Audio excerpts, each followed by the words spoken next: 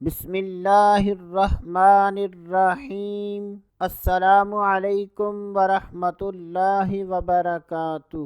آج کی اس ویڈیو میں بات کریں گے خواب میں لیمو دیکھنا کیسا۔ تو اس کی مختلف صورتیں ہیں۔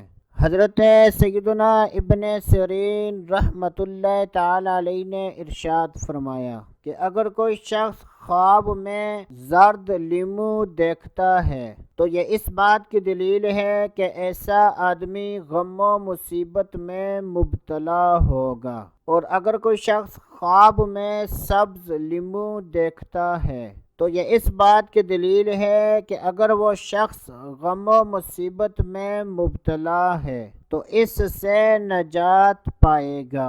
اللہ عز و جل سے دعا ہے کہ اللہ عز و جل ہمیں اچھے خواب دیکھنے، برے خوابوں سے بچنے کی توفیق عطا فرمائے۔ تو دوستو، ابھی کے لیے اتنا ہی، اگلی ویڈیو تک اجازت، اللہ حافظ۔